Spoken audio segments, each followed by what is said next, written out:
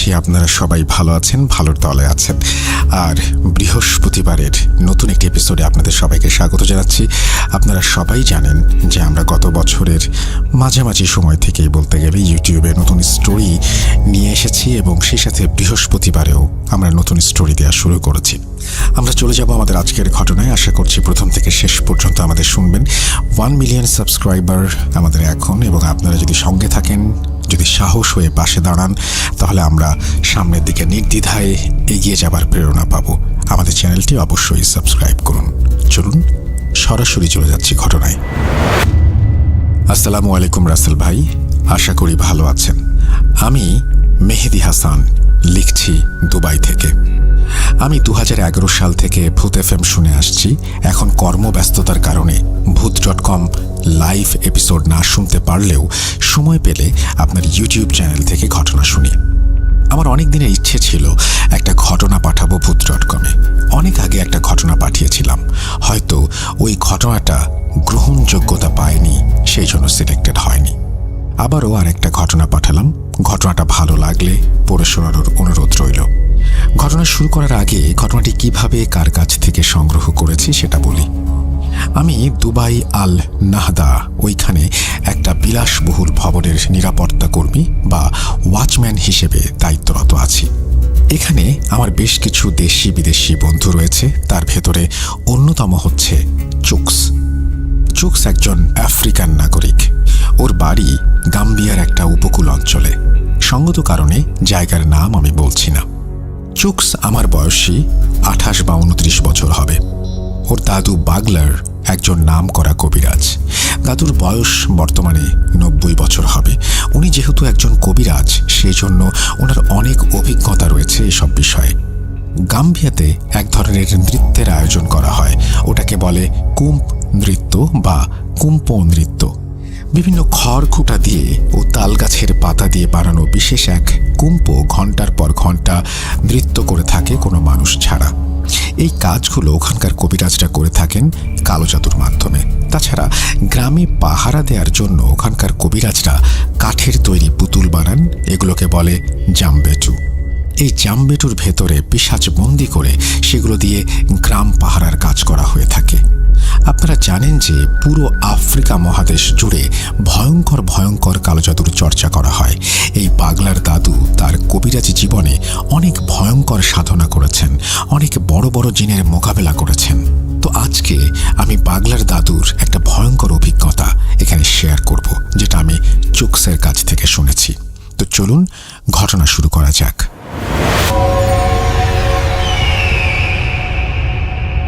1990 সালের কোনো একটা সময় বাগলার ও লালা দাদু গাম্বিয়া থেকে মালি গেছেন তাদের তান্ত্রিক গুরুর সাথে দেখা করতে। লালা দাদু হচ্ছে বাগলার দাদুর একজন ঘনিষ্ঠ বন্ধু। তিনি বাগলার দাদুর মতো একজন কবিরাজ, আর এই তান্ত্রিক গুরু হচ্ছেন ওনাদের গুরু। 1975 সালে মালি থেকে এক তান্ত্রিক এসেছিলেন বাগলার দাদুর এলাকায় একজনের চিকিৎসা করতে। সেই মালি থেকে গাম্বিয়া এত দূর থেকে তাকে আনা হয়েছিল কারণ বিষয়টা অনেক জটিল ছিল, যা অন্যান্য সাধারণ কবিরাজের পক্ষে সমাধান করা সম্ভব ছিল না। ওই তান্ত্রিক মূলত একজন মহিলার উপরে কালো জাদু কাটানোর জন্য এত দূর থেকে এসেছিলেন। তারপর এই গুরুর সাথে বাগলার দাদু ও বাগলার দাদুর বন্ধু লালা, তাদের দুজনের কথা হয়। ওনারা ওই তান্ত্রিক গুরুকে বেশ আপ্যায়ন করেন। তারপর তার কাছ থেকে কঠিন কঠিন জাদুবিদ্যা শেখার আগ্রহ প্রকাশ করলে এক পর্যায়ে মালির সেই তান্ত্রিক গুরু রাজি হন। তারপর থেকে বাগলার দাদু ও লালা দাদু অনেক কিছু শেখেন। বিগত 15 বছরে অনেকবার বাগলার দাদু গেছেন সেই তান্ত্রিক গুরুর সাথে দেখা করতে এবং তার কাছ থেকে অনেক অনেক কঠিন কঠিন জাদুবিদ্যা শিখেছেন। অনেক কঠিন সমস্যার সমাধানও নিয়ে এসেছেন। এবার একটা বিশেষ দরকারে দুই দাদু গেছেন তান্ত্রিক গুরুর সাথে দেখা করতে। এই তান্ত্রিক গুরুর বাড়ি মালির আকাসিয়া অঞ্চলে। এটি সেনেগাল ও মালির বর্ডার অঞ্চলে, তবে গাম্বিয়া থেকে বেশ দূরে। যাই হোক, বাগলার ও লালা দাদু গুরুর বাড়িতে যেয়ে দেখেন তার বাড়িতে অনেক মানুষের ভিড়। একজন নাম করা কবিরাজের বাড়িতে ভিড় থাকবে, এটাই স্বাভাবিক, কিন্তু এর আগে যতবার এসেছেন এত মানুষ কখনো তারা দেখেননি। দাদুরা বাড়ির ভেতরে প্রবেশ করে দেখেন উঠোনে একটা খাটের ওপরে একজন ৩০-৩২ বছরের মহিলার লাশ রাখা। এই লাশকে ঘিরে রয়েছে উপস্থিত সব মানুষ। সেখানে ওনাদের সেই তান্ত্রিক গুরু এবং তার কিছু শিষ্যও আছে। বাগলার দাদু ও লালা দাদুকে দেখতে পেয়ে তান্ত্রিক গুরু এগিয়ে আসেন, ভালো মন্দ কথা বলে এক জায়গায় বসতে বলেন। তারপর গুরু বলেন, তোমরা বসো, বিশ্রাম করো, আমি এই ঝামেলার কাজ শেষ করে এসে তোমাদের সাথে কথা বলছি। দাদুরা অপেক্ষা করতে করতে একসময় ঘুমিয়ে যান, কেননা জার্নি করে তারা অনেক ক্লান্ত ছিলেন। কতক্ষণ ঘুমিয়েছিলেন জানেন না। একসময় গুরুর ডাকে তাদের ঘুম ভাঙে। ঘুম থেকে ওঠার পরে গুরু বলেন, এইবার তোমরা দুইজন একসাথে আসছো, নিশ্চয়ই কোনো বিপদ হয়েছে। তখন দাদুরা বলেন, হ্যাঁ গুরুজি, আমরা অনেক বড় বিপদে পড়েছি। তখন গুরুজি বলে, সব শুনবো, তার আগে আমি একটু ফ্রি হই।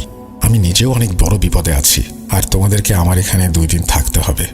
কোনো আপত্তি থাকলে বলো। যাই হোক, গুরুর কথা শুনে দাদুরা বলে, কি যে বলেন গুরুজি আপনি, আপনার কাছে থাকতে পারা আমাদের সৌভাগ্যের ব্যাপার। 2 দিন কেন, তার বেশি দিনও থাকতে রাজি আছি। আপনি শুধু বলেন কি করতে হবে আমাদের। তখন গুরু বলেন, চলো খাওয়া দাওয়া করে নেওয়া যাক, তারপর বলছি। খাওয়া দাওয়া শেষ করে গুরুজি বলেন, আমাদের একটা প্রতিবেশীর বাড়ির পেছনে এই লাশটা পাওয়া গেছে, যেটা তোমরা উঠোনে খাটের উপরে দেখেছ। এই লাশ নিয়ে একটু ঝামেলার ভেতরে আছি। আজকে সকালে এই লাশটা আমাদের গ্রামের এক প্রতিবেশীর ঘরের পেছনে পাওয়া যায়। ওই প্রতিবেশীর ঘরটা হচ্ছে একটা পরিত্যক্ত নির্জন জায়গার পাশে। আমি ওই প্রতিবেশীর একটা ছদ্মনাম ব্যবহার করছি, ধরেন তার নাম এরিক। এখন এরিকদের ঘরের পেছনে একটা লাশ পাওয়া গেছে। এই ঘটনা আশেপাশের লোকজন জানতে পারে। তখন সবাই এরিকের বাড়িতে ভিড় জমায়। কে এই মেয়ে, এই লাশ এখানে এলো কিভাবে, এরকম প্রশ্ন আসতে থাকে চারপাশ থেকে। কিন্তু এরিক ও তার পরিবার বারবার বলছে তারা কিছু জানে না, এটা একটা ষড়যন্ত্র। মজার বিষয় হচ্ছে এটা কার লাশ সেটা কেউ জানে না। এই মহিলাকে কেউ আগে কখনো দেখেছে বলেও মনে করতে পারে না। এক পর্যায়ে এলাকাবাসী ও এরিকদের ভেতরে কথা কাটাকাটি শুরু হয়। তারপর শুরু হয় মারামারি। সবাই এরিককে সন্দেহ করে। কিছু যুবক এরিককে মারতে থাকে। খবর পেয়ে আমিও ছুটে গেলাম এরিকদের বাড়িতে। যেয়ে দেখি বেচারা বেধড়ক মার খাচ্ছে। আমি যেয়ে সেখানে বাধা দেই, জানতে চাই কি হয়েছে। সবকিছু শোনার পরে আমি ওই মহিলার লাশের কাছে যেয়ে খুব আতঙ্কিত হই। আমি দেখি মেয়েটার চোখের মণি দুটো দিয়ে রক্ত বের হচ্ছে আর গলায় আঙুলের চিহ্ন। তখন আমি উপস্থিত মহিলাদের উদ্দেশ্যে বলি, আচ্ছা তোমরা দেখো তো তার শরীরে কোনো আঘাতের চিহ্ন আছে কিনা। তখন এক মহিলা লাশটাকে ভালো করে দেখে। এক সময় সে বলে, গুরুজি, এই মেয়েকে খুব নির্মমভাবে শ্বাসরোধ করে হত্যা করা হয়েছে। সে সহ্য করতে পারেনি, তাই চোখ নাক মুখ দিয়ে রক্ত বেরিয়ে আসছে। মেয়েটার স্বাস্থ্য ভালো ছিল। তখন আমি বলি, তোমরা একটু পানি ঢেলে পরিষ্কার করো, তারপর আমি দেখছি কি করা যায়। তারপর আমি গ্রামের মুরব্বীদের সাথে কথা বলি। আমি বলি যে এই হত্যার সাথে এরিকের কোনো সম্পর্ক নেই, তোমরা ওকে ছেড়ে দাও। ওই মেয়ের হত্যা আমার কাছে কেমন যেন সন্দেহজনক লাগছে। আমাদের সামনে বিপদ হতে চলেছে, অশুভ কিছুর লক্ষণ পাচ্ছি। তাছাড়া ভাগ্য ভালো, পুলিশ এখনো বিষয়টি জানেনি, জানলে কেউ পার পাবে না। আমার কথায় প্রথম থেকে সবাই একটু বিব্রত বোধ করলেও এক সময় ওরা বিশ্বাস করে। যাই হোক, তারপর গ্রামবাসী জানতে চায় এই হত্যার কারণ কি হতে পারে। আমি বলি, এটা এখন বলা যাচ্ছে না, তবে আমি আজকে রাতে আমার জাদুবিদ্যা প্রয়োগ করে জানার চেষ্টা করব আসলে কি ঘটনা ঘটেছিল। তোমরা যদি আমাকে বিশ্বাস করো তবে এই লাশটা আমার বাড়িতে পৌঁছে দাও। তখন সবাই বলে, গুরুজি, আমরা আপনাকে অবশ্যই বিশ্বাস করি, আর আমাদের বিশ্বাস আপনি পারবেন। তারপর ওরা ধরাধরি করে লাশটা আমার বাড়িতে নিয়ে আসে। এই হচ্ছে আপাতত ঘটনা। এখন আমার তোমাদের থেকে একটা সাহায্য লাগবে। বাগলার দাদু জিজ্ঞাসা করেন, কি সাহায্য গুরুজি? তখন গুরুজি বলেন, আজকে রাতে তোমাদের দুজনকে নিয়ে আমি একটা রিচুয়াল করতে চাই এই লাশের ওপরে। এই রিচুয়ালের মাধ্যমে আমরা জানতে পারবো এই মহিলার পরিচয়, তাকে কে বা কারা হত্যা করেছে, কি উদ্দেশ্য। তখন লালা দাদু আর বাগলা দাদু বলে, এটা তো আত্মা ফেরানো জাদু। গুরুজি বলেন, হ্যাঁ, তোমরা ঠিকই বলেছ। এই জাদুর মাধ্যমে মৃত মানুষের ভেতরে আত্মা ফেরানো যায়, কিন্তু সেটা কিছু সময়ের জন্য। গুরুজি বলছেন, এটা আমি আমার ওস্তাদের কাছ থেকে শিখেছিলাম। আজ রাতে তোমাদের দুজনকে নিয়ে এই জাদু প্রয়োগ করব। এখন তোমরা বিশ্রাম করো, আমি যা যা প্রয়োজন সেগুলো ব্যবস্থা করে আসি। গুরুজি চলে যাওয়ার পরে লালা দাদু বলেন, বাগলার, আমাদের কি সৌভাগ্য, আফ্রিকার ইতিহাসের সবচেয়ে ভয়ানক ও কঠিন জাদু আজকে আমরা শিখব এবং দেখব।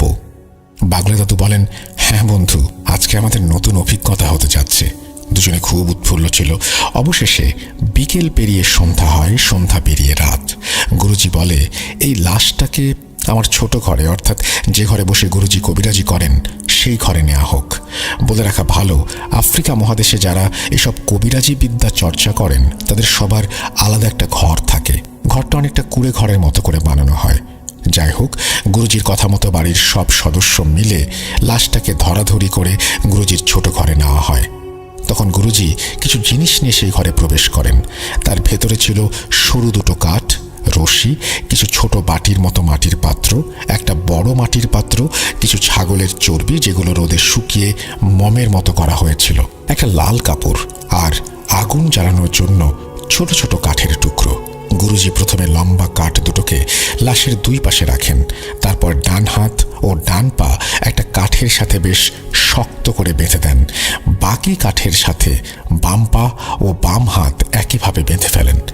এরপর মাটির বাটিগুলোতে একটু তেল ও ছাগলের চর্বি ঢেলে দিয়ে কাপড় মোড়ানো রশির মতো বানানো, অর্থাৎ আলো জ্বালানোর জন্য যে ফিতা বানানো হয় সেরকম করে লাশের চারপাশে গোল করে একটু জায়গা রেখে গণ্ডির মতো করে রাখলেন। একটা গ্যাপ রাখলেন যাতে 3 জনের বসতে অসুবিধা না হয়। এরপরে বড় বাটিতে যেটা ছিল একটা গামলা বা বোলের আকারের, সেই পাত্রে কাঠের টুকরো সাজিয়ে তেল ঢেলে দিলেন। তারপর আস্তে আস্তে সবগুলো বাটি ও ওই পাত্রে আগুন জ্বালিয়ে দিলেন। পুরো ঘর তখন ধোঁয়ায় পরিণত হলো এবং সেই সাথে চর্বি পোড়া গন্ধ। অতিরিক্ত ধোঁয়ার কারণে কেউ ঘরে থাকতে পারলেন না। তখন গুরুজি বললেন, কিছুক্ষণের জন্য ঘর থেকে বের হতে হবে, একটু পরে ধোঁয়া কমে গেলে সাধনা শুরু করব। ওনারা 3 জন ঘর থেকে বের হয়ে ধোঁয়া কমার অপেক্ষা করতে লাগলেন। এর ভেতরে গুরুজি বাগলার দাদু ও লাল দাদুকে মন্ত্র শিখিয়ে দিলেন। কিছুক্ষণ পরে ধোঁয়া কমে গেলে আবার সেই ঘরে তারা প্রবেশ করলেন। এবার গুরুজি লাশের পশ্চিম পাশে বসে পড়লেন, পূর্ব দিকে মুখ করে। লাশ আর গুরুজির মাঝখানে ফাঁকা জায়গায় আগুনের বড় পাত্রটা রাখলেন গুরুজি। তারপর বাগলার দাদুকে বললেন, বাগলার, তুমি লাশের পাশে মাথার কাছে বসে পড়ো আর কাঠ দুটোকে শক্ত করে ধরে রাখবে। লালা, তুমি লাশের পায়ের কাছে বসো, কাঠ দুটোকে শক্ত করে ধরে রেখো। প্রচণ্ড শক্তি প্রয়োগ করতে হবে তোমাদের। এই লাশের শরীরে যখন আত্মা ফিরে আসবে তখন সেটা বল প্রয়োগ করে এখান থেকে ছুটে পালাবার চেষ্টা করবে। আমি তন্ত্র বলে ওকে ধরে রাখবো, তবে যদি কোনোভাবে এখান থেকে ছুটে যেতে সক্ষম হয় তবে আমরা কেউ বাঁচব না। গুরুজির কথা শুনে দাদুরা একটু ভয় পেলেও গুরুজির ওপরে বিশ্বাস রেখে তারা তাদের জায়গায় বসে পড়ে। তখন গুরুজি বলে, তোমাদের যে মন্ত্র শিখিয়ে দিয়েছি সেটা জোরে জোরে পড়তে থাকো, আর লাশে আত্মা না আসা পর্যন্ত পড়েই যাবে। দাদুরা মন্ত্র পড়তে শুরু করে, ওদিকে গুরুজিও মন্ত্র পড়তে থাকেন। বেশ কিছুক্ষণ পরে হঠাৎ করে ওই ঘরের মধ্যে ভূমিকম্প শুরু হয়। মনে হচ্ছে এক্ষুনি ঘরের সবকিছু ভেঙে মাথার ওপরে পড়বে। বাগলার দাদু ও লালা দাদু বেশ ভয় পেয়ে যান। তারা দুজনে অভিজ্ঞ ও বড় কবিরাজ হওয়ার পরেও তাদেরও সাহস এবং ধৈর্য যেন কমে যাচ্ছিল। গুরুজির ওপরে বিশ্বাস রেখে তারা ধীরে ধীরে স্বাভাবিক হন আর চোখ বন্ধ করে মন্ত্র পড়তে থাকেন। হঠাৎ দাদুরা লক্ষ্য করেন লাশের শরীর নড়ে উঠল। লাশ নড়ে ওঠার সাথে সাথে বাগলার দাদু ও লালা দাদু দুজনে কাঠ দুটোকে দুপাশ থেকে শক্ত করে রাখেন। নড়াচড়া ক্রমেই তীব্র থেকে তীব্রতর হচ্ছে। বাগলার দাদু ও লালা দাদু শরীরের সর্বশক্তি দিয়ে কাঠ দুটোকে ধরে রেখেছেন। এমন সময় গুরুজি আগুনের পাত্রটা নিয়ে উঠে দাঁড়ালেন আর উচ্চ স্বরে মন্ত্র পড়তে পড়তে লাশের চারপাশে ঘুরতে থাকলেন। একটা জিনিস খেয়াল করেন, একটা জ্বলন্ত আগুনের পাত্র যেটা দীর্ঘ সময় জ্বলছে সেটা ধরার সাথে সাথে হাত পুড়ে যাবার কথা, কিন্তু মন্ত্র বলে কিছু হয়নি গুরুজির। তা না হলে উনি সেটা কিভাবে ধরেছেন? এটাই হচ্ছে কালো জাদু। গুরুজি আগুনের পাত্রটা নিয়ে ঘুরতে থাকেন আর মন্ত্র পড়তে থাকেন। এদিকে লাশ ছটফট করতে থাকে এবং চারপাশটা মনে হচ্ছে এখনই লণ্ডভণ্ড হয়ে যাবে। এভাবে চলতে থাকে অনেক সময়, কিন্তু গুরুজি, লালা দাদু ও বাগলার দাদু মন্ত্র পড়া বন্ধ করেননি। তারা উচ্চ স্বরে মন্ত্র পড়তে থাকেন। মন্ত্র পড়ার এক পর্যায়ে লাশটার ছটফটানি থেমে যায় এবং লাশটা কথা বলে ওঠে। যখন লাশটা কথা বলে ওঠে তখন গুরুজি দাঁড়িয়ে যান আর তার মন্ত্র পড়া বন্ধ করে দেন। লাশটা বলে ওঠে, কি রে কবিরাজ, আমাকে কেন ডেকেছিস? এটা শোনার পরে গুরুজি বলেন, তোমার পরিচয় দাও। তখন এই লাশের ভেতরে থাকা আত্মা বলে ওঠে, আমি তোর কথা শুনতে বাধ্য না। চুকসের দাদুর বর্ণনা অনুযায়ী ওটা ওই লাশের আত্মা ছিল। আমরা মুসলিম, আমরা বিশ্বাস করি মৃত মানুষের আত্মা কখনো ফিরে আসে না। হতে পারে সেটা তার কারেন্ট জিন অথবা কোনো পিশাচ বা অন্য কিছু। যাই হোক, প্রথমে ওই আত্মাটি কথা বলতে রাজি হচ্ছিল না। তারপর বিভিন্নভাবে তাকে বিভিন্ন কায়দায় রাজি করানো হয় এবং এক পর্যায়ে গুরুজি সক্ষম হন। গুরুজি একটা ওয়াদা করার পরেই লাশটি কথা বলে ওঠে। গুরুজি কি ওয়াদা করেছিলেন সেই বিষয়ে একটু পরে আসছি। ওই মহিলার আত্মা বলে, আমার নাম নায়রা, ছদ্মনাম। আমার বাড়ি বামাকো অর্থাৎ মালির রাজধানী। আমি খ্রিস্টান। আমার বিয়ে হয়েছে মাত্র 3 বছর। আমার বাবা মা কেউ জীবিত নেই। আমার ভাই বোন সবার বিয়ে হয়ে গেছে। তারা সবাই আলাদা আলাদা পরিবার নিয়ে থাকে। আমার স্বামী ফ্রেডি, ছদ্মনাম, ছোটখাটো একটা ব্যবসা করে। বেশ সুখে আমাদের দিন কাটত। সেই সুখ আর সইল না। ফ্রেডি অন্য এক নারীর সাথে সম্পর্ক গড়ে তোলে আর আমাকে অবহেলা অবজ্ঞা করতে শুরু করে। এক পর্যায়ে আমি আমার স্বামীর নামে আমার ভাই বোন ও তার পরিবারের কাছে নালিশ করি। বিষয়টা আমার স্বামী অস্বীকার করে। তারপর তার এমন মিথ্যাচার আমি মেনে নিতে পারি না। আমাদের বাড়িতে আমাদের ভেতরে তুমুল ঝগড়া হয় এবং এক পর্যায়ে আমি তাকে ডিভোর্স দেওয়ার সিদ্ধান্ত নেই আর তাকে জানিয়ে দেই আমি আদালতে দাঁড়াবো তার বিরুদ্ধে। এটা শোনার পরে সে কিছুটা স্বাভাবিক হয়। তারপর তার পরিবার ও আমার পরিবার সবার কাছে সে প্রতিজ্ঞা করে সবকিছু ঠিক হয়ে যাবে। এরপর বেশ কিছুদিন আমার স্বামী আমার সাথে খুব ভালো ব্যবহার করে। তার এমন পরিবর্তন দেখে আমি বেশ খুশি হই। এর প্রায় 1 মাস পরে আমার স্বামী ফ্রেডি আমাকে বলে, তোমাকে নিয়ে অনেক দিন কোথাও ঘুরতে যাওয়া হয় না, চলো কোথাও ঘুরে আসি। আমি খুশি হই। তখন সে বলে আমাদের এই অঞ্চলে যাওয়া উচিত। তারপর সে এই জায়গার কথা বলে। আমিও রাজি হয়ে গেলাম। তারপরে আমার স্বামী আমাকে এই গ্রামে নিয়ে আসে। যেদিন ফ্রেডি আমাকে হত্যা করে সেদিন সন্ধ্যায় ফ্রেডি বলে, তোমাকে একটা জিনিস দেখাবো, চলো যাওয়া যাক। আমিও সরল মনে তার কথায় রাজি হয়ে গেলাম। ফ্রেডি আমাকে হত্যা করার আগে কৌশলে ঘুমের ঔষধ খাওয়ায়। আমার প্রচুর ঘুম পাচ্ছিল। সেটা তাকে বললে সে হোটেলে নেয়ার কথা বলে। কৌশলে এখানে নিয়ে এসে আমাকে গলা টিপে হত্যা করে। তারপর আমার লাশ এখানে ফেলে পালিয়ে যায় আর এভাবে আমার মৃত্যু হয়। মহিলার আত্মার কাছ থেকে তার হত্যাকাণ্ডের ঘটনা শুনে উপস্থিত আমরা সবাই মর্মাহত হই এবং ফ্রেডির ওপরে আমাদের প্রচুর রাগ হয়। নীরবতা ভেঙে গুরুজি নায়রার আত্মাকে বলে, এখন তুমি বলো আমি তোমার জন্য কি করতে পারি? তখন নায়রার আত্মা বলে, আমার এই নির্মম হত্যার বিচার চাই আর আমার লাশটা আমার ভাই বোনদের কাছে পাঠিয়ে দিলে আমার আত্মা শান্তি পাবে। গুরুজি একটু চিন্তা ভাবনা করে বলে, তোমার স্বামীকে ঈশ্বর অবশ্যই সাজা দেবেন। আমি তার উপরে মরণবাণ মারব। তার মতো পাপীর বেঁচে থাকার কোনো অধিকার নেই। কিন্তু তোমার লাশ নিয়ে এখন যদি তোমার বাড়িতে যাই তাহলে আমরা বিপদে পড়ে যাব। আইনি ঝামেলা হবে অনেক। যেহেতু তোমার স্বামী তোমাকে হত্যা করেছে তার কোনো সাক্ষী নেই আর সেটা প্রমাণ করার জন্য আইনি প্রক্রিয়ার ভেতর দিয়ে যেতে হবে। অনেক ঝামেলা হবে। আমাদের গ্রামে নিরীহ মানুষগুলো বিপদে পড়বে। অনেক ভোগান্তি হবে সবার। তার চেয়ে আমরা সবাই মিলে তোমাকে এখানে তোমার ধর্ম অনুযায়ী দাফন করি। আমি তোমাকে কথা দিচ্ছি, ফ্রেডির ওপরে আমি ভয়ঙ্কর কালো জাদু করব। ওকে ভয়ানক মৃত্যু দেব। নায়রার আত্মা প্রথমে রাজি না হলেও অনেক বোঝানোর পরে অবশেষে রাজি হয়। তখন গুরুজি ফ্রেডির ও নায়রার নাম, ঠিকানা, বাবা মায়ের নাম সবকিছু নায়রার আত্মার কাছ থেকে জেনে নেয়। এরপরে গুরুজি নায়রার আত্মাকে নায়রার শরীর থেকে মুক্ত করে দেন। পরের দিন গুরুজি গ্রামের কিছু মুরব্বীকে ডেকে সবকিছু খুলে বললেন। সবাই সবকিছু শুনে বলে, গুরুজি আপনি যেটা ভালো মনে করেন সেটা করেন, আমাদের সবার মতামত আছে। তারপর নায়রাকে স্থানীয় একটি খ্রিস্টান কবরে দাফন করা হয়। দাফন শেষে বাগলার দাদু ও লালা দাদুকে উদ্দেশ্য করে গুরুজি বলেন, চলো ফ্রেডির ব্যবস্থা করা যাক। বাগলার দাদু জিজ্ঞাসা করে, গুরুজি আপনি কি করতে চান? মানে কোন ধরনের কালো জাদু করতে চান ফ্রেডির ওপরে? তখন গুরুজি বলে, আমি ওর উপরে এমন কালো জাদু করব, ও শুধু মৃত্যু কামনা করবে, কিন্তু কমপক্ষে 20 দিনের আগে ওর মৃত্যু হবে না। বাগলার দাদু আবার জিজ্ঞাসা করে, এটা কি জাদু?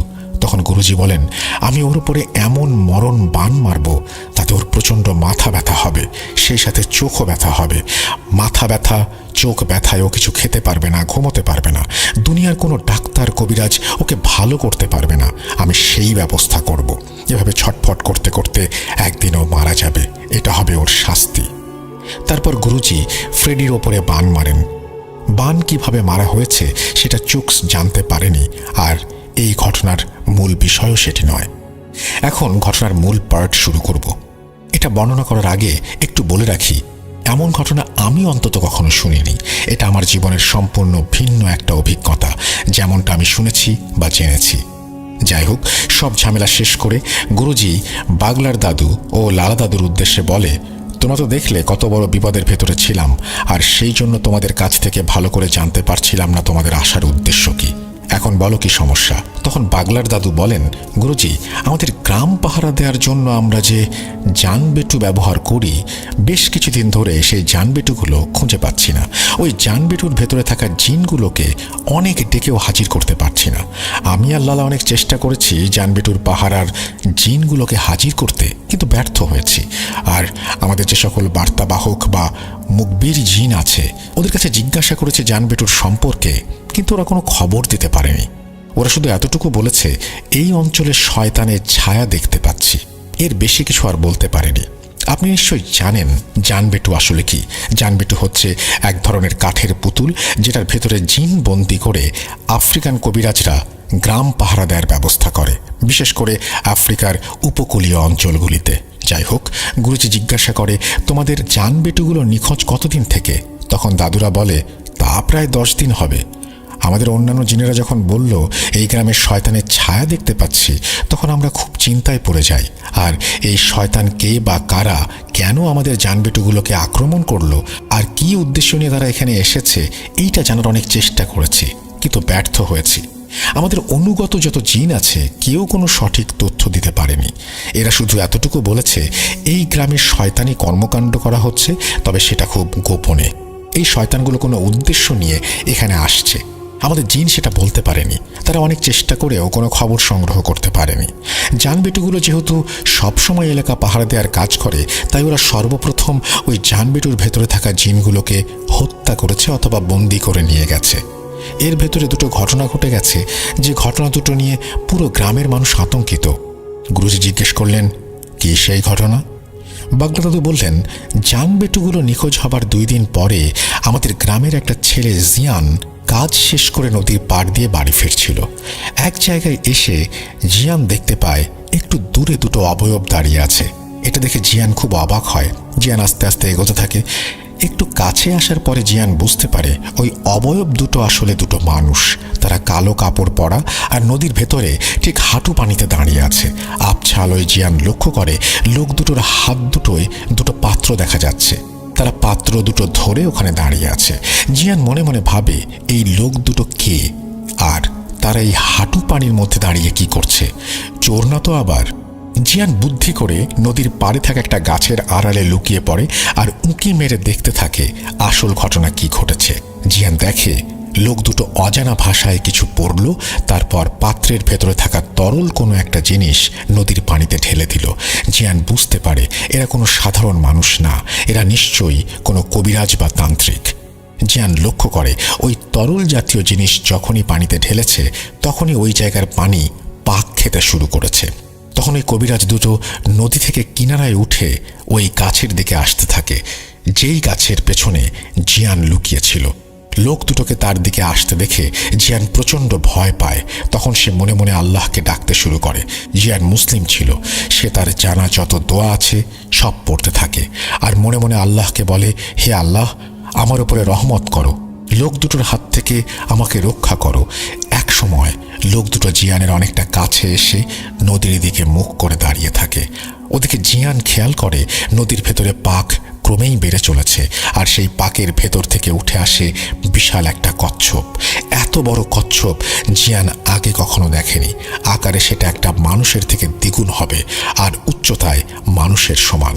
দানবীয় এমন একটা কচ্ছপ দেখে জিয়ান প্রচণ্ড ভয় পায়। ওর ইচ্ছে করে একটা চিৎকার দিয়ে এখান থেকে পালিয়ে যেতে, কিন্তু গাছের আড়াল থেকে বেরিয়ে আসার সাথে সাথে সে ধরা পড়ে যাবে সেই ভয়ে, আর সেখান থেকে বের হতে পারে না। জিয়ান দেখে কচ্ছপটা ধীরে ধীরে ওই লোক দুটোর কাছে আসছে। কচ্ছপটা ওই লোক দুটোর সামনে এসে থেমে যায়। তারপর জিয়ান যেটা দেখে সেটা দেখার জন্য সে মোটেও প্রস্তুত ছিল না।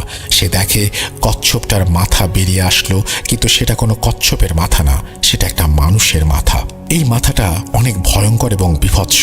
যেটুকু আবছা আলোয় দেখা যায় সেই আলোয় জিয়ান দেখে ওর মাথায় চুলগুলো জট বাঁধা, মুখের মাংসগুলো পচন ধরা, আর দুই মুখে কাটা কাটা চিহ্ন। মনে হচ্ছে চিহ্নগুলো কেউ ধারালো ছুরি দিয়ে কেটে ফেলেছে। কাটা জায়গায় মাংস বেরিয়ে আসছে, চোখগুলো গোল গোল, চোখের কোটর জুড়ে গোল কালো দাগ। এমন ভয়ঙ্কর জিনিস দেখে জিয়ানের দম বন্ধ হয়ে যাওয়ার উপক্রম। তার শরীর রীতিমতো কাঁপতে শুরু করে। জিয়ান চিৎকার দিতেও পারে না। জিয়ান তার হাত দিয়ে নিজের মুখ চেপে ধরে। এমন সময় ওই কচ্ছপরূপী জিনটা মানুষের মতো কথা বলে ওঠে। এটা দেখা ও শোনার পর জিয়ান আর নিজেকে ধরে রাখতে পারে না, সে সেখানে অজ্ঞান হয়ে যায়।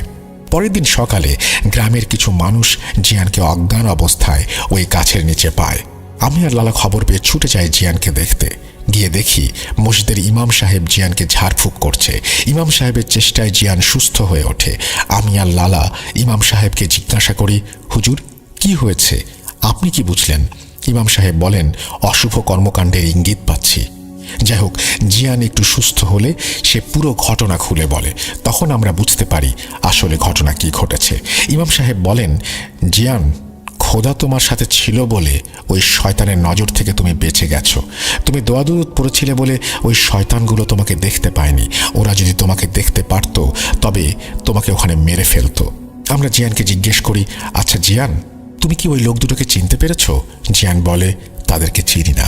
যাই হোক, তারপর আমি, লালা, ইমাম সাহেব যার যার জায়গা থেকে চেষ্টা করি সেদিন রাতে কি ঘটেছে সেটা জানার, কিন্তু ব্যর্থ হই। এই ঘটনার 2 দিন পরে লালাদের এক প্রতিবেশীর কন্যা সন্তান নিখোঁজ হয়। বাচ্চার বয়স ছিল 3 মাস। বাড়ির ভেতর থেকে বাচ্চা নিখোঁজ হওয়ার বিষয়টা আমাদের সবাইকে নাড়া দিয়েছে। আমরা সবাই বুঝতে পারছি খুব ভয়ানক কিছুর আবির্ভাব হয়েছে আমাদের এলাকায়। এই রহস্য উদ্ঘাটন ও তার সমাধান করার মতো ক্ষমতা আমাদের এখনো হয়নি। এই জন্য গুরুজি আমাদের এত দূর থেকে আপনার কাছে আসা। কিছু একটা করুন। সব কিছু শুনে গুরুজি বলেন, আচ্ছা আমি দেখছি কি করা যায়। আজ গভীর রাতে আমি আমার শক্তিশালী এক জাদুকরী মুখবিরি জিনকে পাঠাবো তোমাদের এলাকায় তথ্য সংগ্রহ করার জন্য। তখন বাগলার দাদু বলে, গুরুজি, আমাদের সকল মুখবির জিন ফেল করেছে, আপনার জিন কি পারবে? তখন গুরুজি মুচকি হেসে বলে, বাগলার, ও হচ্ছে সেই জিন যে স্বয়ং শয়তানের করা মায়াজাল কাটাতে সক্ষম। তোমরা চিন্তা করো না, যাও বিশ্রাম করো, আমি আগে দেখি ওখানে কি হচ্ছে। সেদিন রাতেই গুরুজি আসনে বসেন। আমরা দুজন শুয়ে পড়ি। ভোরে গুরুজির ডাকে আমাদের ঘুম ভাঙে। তখন গুরুজি বলে, বাগলার, তোমরা তৈরি হয়ে নাও, আমাদের এক্ষুনি বেরোতে হবে। বাগলা দাদু জিজ্ঞাসা করে, গুরুজি আমরা এখন কোথায় যাচ্ছি? গুরুজি বলেন, কোথায় আবার? তোমাদের এলাকায়। শয়তানের সাথে মোকাবেলা করতে হবে না? গুরুজি আমাদের সাথে যাচ্ছেন শুনে আমি আর লালা তো দারুণ খুশি। তখন গুরুজি বলেন, বাগলার, এই কবিরাজি জীবনে অনেক কিছু দেখেছি, অনেক কিছু শুনেছি। আমার গুরু যিনি ছিলেন উনি আমাকে সবসময় একটা কথা বলতেন, যদি শয়তানের সাথে লড়াই করতে করতে মৃত্যু হয় তবে সেই মৃত্যুতে ঈশ্বর খুশি হন। শয়তানের কাছে কখনো মাথা নত করবে না। এই বৃদ্ধ বয়সে এসে এমন একটা সুযোগ আমি পেয়ে যাব ভাবতে পারিনি। তোমাদের দুজনকে ধন্যবাদ আমার কাছে আসার জন্য। চলো যাওয়া যাক তোমাদের এলাকায়। তাছাড়া অনেক দিন হলো আমার বোনটাকে দেখি না। সমস্যার সমাধান করব, বোনের সাথেও দেখা করব। মালির গুরুজির একজন বোনের বিয়ে হয়েছে গাম্বিয়াতে, অর্থাৎ 1975 সালে এই গ্রামে এসে, অর্থাৎ বোনের বাড়িতে এসে।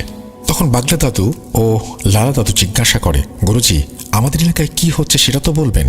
গুরুজি বলে, সব যাত্রাপথে বলবো, দেরি করো না, তৈরি হয়ে নাও এক্ষুনি।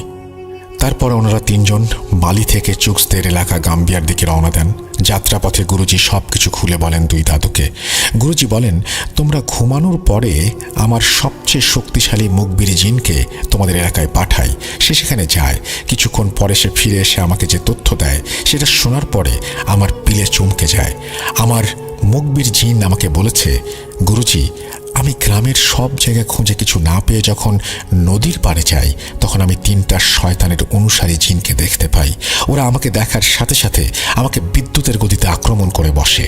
শয়তানের অনুসারীর একটা বড় অংশ হচ্ছে ইফরিত সম্প্রদায়ের জিন। তারা অনেক শক্তিশালী ও দ্রুতগামী হয়। আমরা ধরে নিলাম ওগুলো ইফরিত জিন ছিল, কিন্তু আমি তাদেরকে প্রতিহত করতে সক্ষম হই। তারপর ওরা পালিয়ে যায়। যাবার সময় আমাকে বলে, আমাদের শয়তানের খোদা ও তার মেয়ে, আমাদের মা তোদের দেখে নেবে। আমি বলি, কে তোদের শয়তানের খোদা, তার মেয়ে? তখন ওরা বলে, আমাদের শয়তানের খোদা আর কেউ নয়, স্বয়ং শয়তান ইবলিশ আর তার মেয়ে নাজালি। একটা কথা বলে রাখি, বিভিন্ন ধর্ম অনুযায়ী শয়তানকে বিভিন্ন নামে ডাকা হয়। আমি এখানে ইবলিশ শব্দটা ব্যবহার করেছি। যাই হোক, গুরুজি বলেন, শয়তান ইবলিশের অনেকগুলো সন্তান রয়েছে। এই ইবলিশের সন্তানগুলো এক একজন এক একটা অপকর্মে লিপ্ত। কেউ মানুষের ভেতরে দ্বন্দ্বের সৃষ্টি করে, কেউ মানুষকে বিপথে নিয়ে যায়, কেউ সংসারে অশান্তি করে। আরও যত অপকর্ম আছে এই সব শয়তানের ছেলে মেয়েও শয়তান নিজে করে। তার ভেতরে নাজালি একজন। এই নাজালি নামের অর্থ মহামারী। নাজালি একটা আফ্রিকান শব্দ, সম্ভবত ইকবো অথবা ইবো ভাষায় কথা বলে চুক্স। এখানে আমি যে নামগুলো ব্যবহার করব সব এই আফ্রিকান ভাষায় হবে। যাই হোক, এদের প্রত্যেকের আবার বিশাল বাহিনী আছে। এই মহামারীর কাজ হচ্ছে ডাঙায় ও পানিতে মহামারী সৃষ্টি করা। তোমাদের নদীতে পানিকে দূষিত করে মানুষের ভেতরে রোগ ছড়ানোর জন্য তোমাদের এই নদীটাকে সে এখন বেছে নিয়েছে। যেহেতু এটা আফ্রিকান মহাদেশের ভেতরে অনেক বড় একটা নদী, অনেক জায়গায় দেখা যায় একটা নদীর পানি হঠাৎ দূষিত হয়ে রোগ ব্যাধি হয়ে শত শত মানুষ মারা যাচ্ছে। কোনো ডাক্তার বা কবিরাজের ওষুধে কাজ হচ্ছে না, অথচ বছরের পর বছর ওই এলাকার সবাই ওই নদীর পানি ব্যবহার করে আসছে। তাহলে হঠাৎ করে নদীর পানি এভাবে দূষিত হয়ে পড়লো কিভাবে? অনেকে হয়তো সায়েন্টিফিক কোনো ব্যাখ্যা দেবে, পরিবেশগতভাবে হতে পারে এটা বলবে, কিন্তু কেন? তার পেছনে একটা কারণ হচ্ছে এই শয়তানের মেয়ে মহামারী ও তার অনুসারী। আর তাদেরকে এই কাজে সাহায্য করে সামান্য ক্ষমতার লোভে মানুষরূপী কিছু শয়তান। তোমাদের গ্রামের ভেতরে যে দুজন পাগল আছে, ওরা আসলে পাগল না, ওরা হচ্ছে শয়তানের অনুসারী। তোমাদের জান বেটুর ভেতরে থাকা জিনকে হত্যা করেছে ওরা। আর লালার প্রতিবেশীর মেয়েকে এই দুজন শয়তানের মেয়ে নাজালির নামে বলি দিয়েছে। ওই দুই শয়তান তান্ত্রিক সারাদিন পাগলের নাটক করে আর রাতের বেলা তারা এই সমস্ত অপকর্ম চালায়। সেদিন জিয়ানের দেখা কালো কাপড় পরা ওই শয়তান তান্ত্রিক দুটোই হচ্ছে তারা। মূলত ওরা পাগল সেজে ঘুরে বেড়ায় আর দেখে কোনো বাড়িতে ছোট বাচ্চা আছে কিনা। ওরা অন্য এলাকা থেকে আরও 2টো বাচ্চাকে তুলে এনে তোমাদের ওই নদীর পাড়ে বলি দিয়েছে। ওরা এই পর্যন্ত 3টা বলি দিয়েছে। দূরে হওয়ার জন্য তোমরা বাকি দুজনের কথা জানতে পারোনি। এভাবে যখন 13টা বাচ্চার বলি দিতে সক্ষম হবে তখন ওরা অনেক শক্তিশালী হবে। আজ এই নদীর পানি দূষিত হয়ে মহামারী শুরু হবে।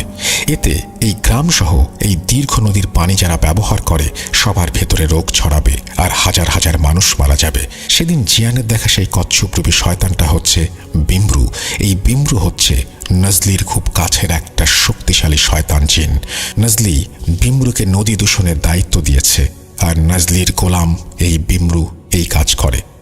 এদিকে ক্ষমতার লোভে বিমরুর হয়ে এই দুজন তান্ত্রিক শয়তানি কর্মকাণ্ডে সাহায্য করছে। সেদিন রাতে ওদের হাতে থাকা 2টো পাত্রের ভেতরে ছিল 2টো বাচ্চার তাজা রক্ত। প্রথমে বাচ্চা দুটোকে বলি দিয়ে তার রক্ত এই পাত্রে ধারণ করা হয়েছে। তারপর তাদের সব শয়তানি কর্মকাণ্ড শেষে পাত্র ভর্তি তাজা রক্ত শয়তানের মেয়ে নাজালির জন্য উৎসর্গ করা হয়েছে। আর সেই জন্য বিমরু পানি থেকে উঠে এসে একটা কচ্ছপের রূপ ধরে আর শয়তান তান্ত্রিক দুটোকে বলে, দ্বিতীয় বলি কবে দিতে হবে, কখন দিতে হবে। এখন তোমরা বলো, এত কিছু জানার পরে আমি কি বসে থাকবো? তাই তোমাদের সাথে বেরিয়ে পড়লাম শয়তানের সাথে যুদ্ধ করার জন্য। যদি ওই শয়তান তান্ত্রিক দুটো কোনোভাবে 13টা বাচ্চাকে বলি দিতে সক্ষম হয় তবে এই গ্রাম মৃত্যুপুরী হয়ে যাবে। আমাদের প্রথম কাজ গ্রামে যে সবাইকে এই বিষয়গুলো খুলে বলা। তারপর তাদেরকে সাথে নিয়ে কৌশলে ওই পাগল বেশি শয়তান দুটোকে খুঁজে বের করে তাদেরকে হত্যা করা। দ্বিতীয় কাজ হচ্ছে নদীর ভেতরে থাকা ভালো জিনদের এই বিষয়গুলো জানানো ও তাদেরকে সতর্ক করা, তারা যেন এই শয়তানের সাথে যুদ্ধে অংশগ্রহণ করে এবং সেই জন্য তাদেরকে অনুরোধ করা। তৃতীয় কাজ হচ্ছে ওই নদীতে থাকা শয়তানের মেয়ে গোলাম বিমরু ও তার পুরো পরিবারকে হত্যা করা। শেষ কাজ এই গ্রামে একটা রিচুয়াল করে গ্রামটাকে সুরক্ষিত করা, যাতে ভবিষ্যতে আর কোনো শয়তান সেখানে সহজে না আসতে পারে। গুরুজির কাছ থেকে এত কিছু শোনার পরে বাগলার ও লালা দাদু বলে, গুরুজি, এত কিছু হয়ে গেল অথচ আমরা কিছুই বুঝতে পারলাম না। গুরুজি মুচকি হেসে বলেন, তোমরা কেবল শিখছ, তোমাদের এখনো অনেক কিছু অজানা আছে, তবে তোমরা একদিন আমার থেকেও বড় কবিরাজ হবে। যাই হোক, অনেক লম্বা জার্নি করে অবশেষে গুরুজিকে নিয়ে বাগলার দাদু ও লালা দাদু তাদের গ্রামে পৌঁছালেন। সবাই যখন খবর পায় গুরুজি এসেছেন, তখন গ্রামের সবাই ছুটে আসে গুরুজিকে দেখতে, কেননা গুরুজি হচ্ছে এই গ্রামের আত্মীয়। বেশ কয়েকবার এই গ্রামে উনি এসেছেন। তাছাড়া উনি এখানে আসার পরে অনেকের অনেক জটিল সমস্যার সমাধান করেছেন। এই জন্য গুরুজি অনেক পরিচিত ও সুনামও আছে। গুরুজি প্রথমে তার বোনের বাড়িতে ওঠে এবং গ্রামের মোড়ল ও সম্মানিত যত লোক আছে সবাইকে খবর দিতে বলে। খবর পেয়ে সবাই চলে আসে গুরুজির কাছে। তখন গুরুজি বাগলার দাদু, লালা দাদু ওই গ্রামের সব মোড়ল শ্রেণীর লোকদের নিয়ে একটা বৈঠক করে।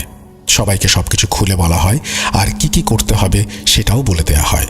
বৈঠক শেষে গ্রামের কিছু যুবক ছেলেদের নিয়ে দুটো দল গঠন করা হয়, আর এই দুটো দলকে দায়িত্ব দেওয়া হয় যেখান থেকে যেভাবেই হোক পাগল দুটোকে ধরে নিয়ে আসতে হবে জীবিত। কাজটা খুব সাবধানে করতে হবে, কেউ যেন সেদিকে খেয়াল রাখতে না পারে। তারপর তাদেরকে একটা নির্জন জায়গার কথা বলা হয় যেখানে ওদেরকে ধরে নিয়ে আসতে হবে। মুরব্বীর কথা মতো দল দুটি বেরিয়ে পড়ে, আর কিছুক্ষণ পরে তারা সেই দুই পাগলকে ধরে গ্রামের সেই ফাঁকা জায়গায় নিয়ে আসে। তারপর তাদের কাছ থেকে কিছু জিনিসপত্র পাওয়া যায়। এই জিনিসগুলো মূলত তন্ত্র সাধনার সময় কাজে লাগে। তবে তাদের কাছে একটা বই পাওয়া যায়। উপস্থিত সবাই বইটা দেখে ধরে নেন এটা একটা জাদুবিদ্যার বই, কারণ বইয়ের ভেতরে অদ্ভুত সব শয়তানি ছবি আর ভিন্ন ভাষায় লেখা বইটি। ওরা কোনো কথা বলে না। গুরুজি যখন এই বইটি হাতে নিয়েছেন, এক নজর দেখেই সেটা তিনি ছুঁড়ে ফেলে দেন। গুরুজি বলেন, আমার হাত অপবিত্র হয়ে গেল। এটা কিসের বই তোমরা জানো? উপস্থিত সবাই বলে, না। তখন গুরুজি বলে, এটা হচ্ছে কোডেক্স গিগাস, অর্থাৎ শয়তানের বাইবেল। আরে, এরা তো মানুষ নয়, এরা শয়তানের ধর্ম গ্রহণ করেছে। ওরা যে কত নিষ্পাপ বাচ্চাকে শয়তানের নামে বলি দিয়েছে সেটা সৃষ্টিকর্তা ভালো জানেন। সময় নষ্ট না করে ওদেরকে জিন্দা আগুনে পুড়িয়ে মেরে ফেলো। গুরুজির কথা মতো ওদের শরীরে পেট্রোল ঢেলে আগুন জ্বালিয়ে দেয়া হয়। ওরা মরার আগে শুধু একটা কথা বলে, আমাদের শয়তানের খোদা তোমাদের শাস্তি দেবে। ওই দুজনের কাছ থেকে অনেক কিছু জিজ্ঞাসা করা হয়েছিল মরার আগে, যেমন তোমরা কতদিন ধরে এই শয়তানি কর্মকাণ্ডে লিপ্ত, কোথা থেকে এসেছো, ইত্যাদি ইত্যাদি। কিন্তু ওরা নাকি কোনো কথার উত্তর দেয়নি। যাই হোক, শয়তান দুটোকে আগুনে জ্বালিয়ে দেওয়া হয়, সেই সাথে ওই শয়তানি কিতাবও আগুনে পুড়িয়ে ফেলা হয়। গুরুজি বলেন, ওদের হাড় ও ছাই থাকবে সব একটা গর্তে এবং সেই গর্ত মাটিতে ভরাট করে দেবে। তারপর গুরুজি বলে, বাগলার ও লালা, আজ রাতে তোমরা আমার সাথে ওই নদীর পাড়ে যাবে যেখানে জিয়ান ওই কচ্ছপটা দেখেছিল। আর নদীর পাড়ে যাবার আগে একটা কাজ করতে হবে, 7টা গাভীর দুধ দহন করতে হবে, একটা পাত্রে করে নিয়ে আসতে হবে সেটাকে, আর শক্ত করে দুটো লাঠির ব্যবস্থা করতে হবে। গুরুজির কথা মতো 7টা গরুর দুধ এক পাত্রে সংগ্রহ করা হয় আর শক্ত দুটো লাঠি। তারপর পাত্রটি গুরুজির হাতে দেয়া হয়। গুরুজি বলেন, এবার চলো নদীর পাড়ে যাওয়া যাক। বাগলার দাদু ও লালা দাদুকে সাথে নিয়ে গুরুজি নদীর সেই জায়গায় যান যেখানে সেই শয়তানটিকে দেখা গিয়েছিল। তারপর গুরুজি বলেন, তোমাদের হাতের লাঠি দুটো আমাকে দাও। লাঠি দুটো নিয়ে গুরুজি মন্ত্র পড়ে তাতে ফু দেন। তারপর গুরুজি বলেন, আমি এখন নদীর ভেতরে যাব, আর আমি যাওয়ার পরে তোমরা দুজন লাঠি হাতে করে দাঁড়িয়ে থাকবে। এখানে কেউ আসার চেষ্টা করবে, কিন্তু যখনই দেখবে তোমাদের হাতে এই মন্ত্র পড়া লাঠি, তখন কেউ আর এখানে আসতে পারবে না। আমি পানি নিচে যাওয়ার পরে কিছু শয়তান পানির ভেতর থেকে ওপরে আসার চেষ্টা করবে, কিন্তু উঠতে পারবে না। আমি পানির ভেতরে শয়তানদের দেখে নেব, আর ওপরের শয়তানদের তোমরা দেখে রাখো। তোমরা যদি বুঝতে পারো কেউ তোমাদের কাছে এসেছে, তখন সৃষ্টিকর্তার নাম নেবে এবং জোরে করে তাকে আঘাত করবে। তারপর দেখবে শয়তান কেমন লেজ গুটিয়ে পালায়। গুরুজির কথা শুনে বাগলার ও লালা দাদু বলে, গুরুজি আপনি কোনো চিন্তা করবেন না, আমরা আছি এখানে, আপনার কোনো চিন্তা নেই, আপনি যান। তারপর গুরুজি নদীর পানিতে নেমে পড়েন, মানে একদম কিনারায় যেখান থেকে পানি শুরু। তারপর মন্ত্র পড়ে ওই দুধের পাত্রে ফুঁ দিতে থাকেন। তারপর দুধ ভর্তি পাত্রটি পানিতে ডুবিয়ে দেন। তার কিছু সেকেন্ডের ভেতরেই গুরুজির সামনে পাক খাওয়া শুরু হয় এবং ফাঁকা হয়ে যায়। তখন গুরুজি সেই ফাঁকা জায়গা দিয়ে নদীর ভেতরে প্রবেশ করেন। ডাঙায় বাগলার ও লালা দাদু লাঠি হাতে দাঁড়িয়ে সব দেখছেন। গুরুজি চলে যাওয়ার পরে শুরু হয় বন্য সব জীবজন্তুর ভয়ঙ্কর হুঙ্কার। চারপাশ জুড়ে যত সব ভয়ঙ্কর জন্তু জানোয়ার গর্জন করতে থাকে। বাগলা দাদু লক্ষ্য করে নদীর পাড়ে গাছপালার ভেতর থেকে অনেক জোড়া চোখ ওদের দিকে ভয়ঙ্কর দৃষ্টিতে তাকিয়ে আছে। এই দৃশ্য দেখে মোটামুটি ভয় পেলেও দুজনের একজনও ওই জায়গা থেকে এক চুলো নড়েনি। প্রায় 1 ঘন্টা পরে নদীতে আবারও পাক শুরু হয়, আর আগের মতো পাকের জায়গাটা ফাঁকা হয়ে যায়। এদিকে পাক শুরু হওয়ার সাথে সাথে আশেপাশে সব হুঙ্কার গর্জন থেমে যায়। তার কিছুক্ষণ পরে গুরুজি সেইখান থেকে উঠে ডাঙায় চলে আসে। গুরুজি ডাঙায় আসার পরে বাগলার ও লালা দাদু লক্ষ্য করে গুরুজি একটুও পানিতে ভেজেনি। গুরুজির জামা কাপড় সম্পূর্ণ শুকনো। এটা দেখে দুজনে খুব অবাক হয়। যাই হোক, গুরুজিকে দেখে দাদুরা জিজ্ঞাসা করে, গুরুজি আপনি ঠিক আছেন? গুরুজি বলে, হ্যাঁ আমি ঠিক আছি। তোমাদের কোনো অসুবিধা হয়েছে? তারা বলে, হ্যাঁ, অনেকগুলো শয়তান এসেছিল জন্তু জানোয়ার সেজে ভয় দেখানোর চেষ্টা করছিল। তখন গুরুজি বলে, এই লাঠির সামনে আসার মতো সাহস কারো নেই। এখন বাড়ি চলো, আজকে গভীর রাতে এই শয়তানি খেলা শেষ করতে হবে। এখানে বাসা বাঁধা বড় শয়তানকে মারতে হবে। তখন দাদুরা জিজ্ঞেস করে, গুরুজি আপনি যে উদ্দেশ্যে নদীর ভেতরে গেলেন সেটা সফল হয়েছে? গুরুজি বলেন, হ্যাঁ হয়েছে।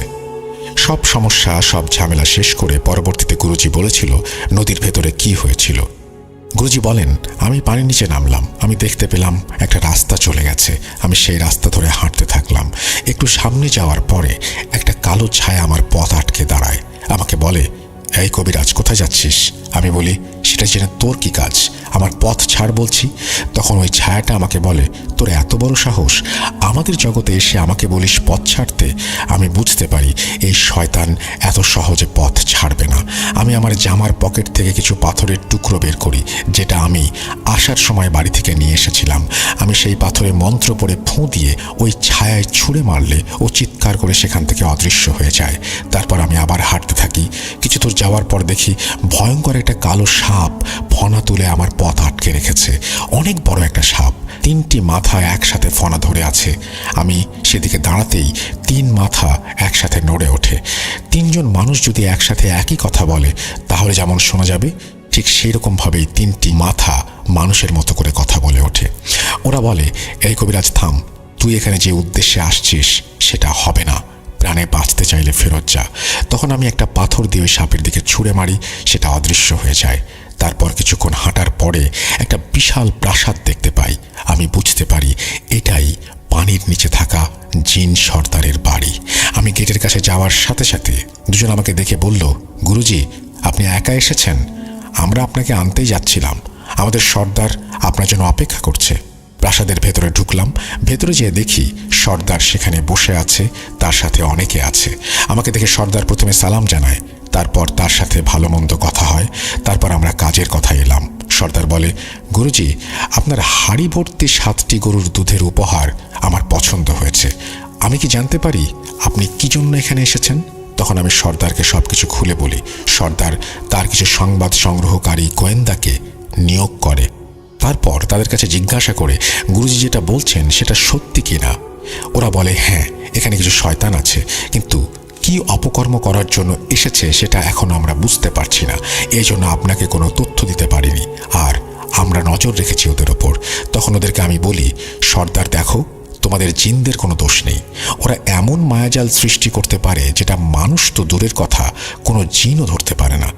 আমি আমার অনুগত একজন জাদুকরী মুখবির জিনের কাছ থেকে তথ্য সংগ্রহ করেছি। তারপর আমি সর্দারকে আমার পরিকল্পনার কথা বলি যে কিভাবে এই শয়তানদের শায়েস্তা করতে হবে।